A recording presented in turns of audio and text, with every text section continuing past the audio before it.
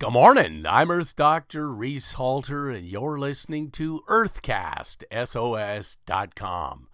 More unintended consequences each day of burning in excess of 96 million metric tons of heat-trapping fossil fuels are becoming evident as nature unravels.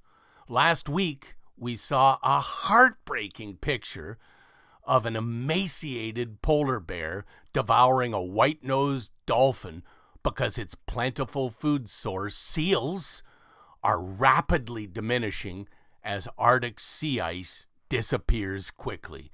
Now it's Antarctica and its missing sea ice that's causing a horrendous knock-on effect for humpback whales because they depend upon a shrimp-like crustacean called Antarctic krill. These 2-inch-long pinkish-red creatures, when mature, possess huge black eyes, emitting a resplendent and eerie bright blue-green bioluminescence. Krill mature slowly, passing through no less than 12 stages from egg to adult, each stage relying upon and feeding from the opulent thick mats of plankton. It takes approximately 2 years for an individual Antarctic krill to mature and reproduce, and if not eaten by great whales, seals, penguins, albatrosses, petrels, or squid, they can live for as long as 8 years. These protein-rich, loaded with omega-3 oil little beauties are the single most numerous creature in the sea, having acquired enough energy to build the largest animals ever to exist on Earth, giant blue whales. Prior to the climate crisis, the growth of Antarctic krill each year in the Southern Ocean produced new material that weighed twice as much as all the sugar produced in the world. The climate crisis has blindsided krill by rapidly melting sea ice in western Antarctic, which provides larvae essential overwinter habitat of sea ice algae and plankton, their food source. A recent British Antarctic survey estimated that krill populations have crashed by as much as 80% since the 1970s. Now, migrating humpback whales appearing off Western Australia are leaner and more prone to get exhausted.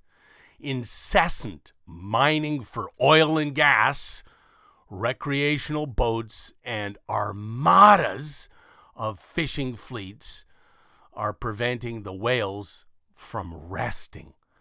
Humpbacks are being forced to spend more energy, in turn burning their low reserves of fat to escape invasive human activities. Researchers are rightfully concerned that the climate crisis and human activities at sea will cause a decline in the whale population, and female humpbacks are especially vulnerable.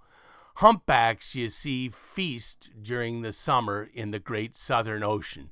They don't eat while migrating, so females must have enough reserves to produce copious amounts of rich milk to feed their calves. If females must go faster to obviate loathsome humans, they must burn more energy. Instead of calving every couple of years, females may only be able to calve every 3 or 4 years. In the meantime, humans need all filter-feeding whales because their flocculent fecal plumes, their poop, is rich in iron and nitrogen, which fertilizes the sea and grows more plankton and sucks rising levels of heat-trapping carbon dioxide out of the atmosphere. We're missing 40% of the plankton from the climate crisis. Did you know that plankton provides 3 out of every 4 breaths of air, irrespective of where you live on our planet?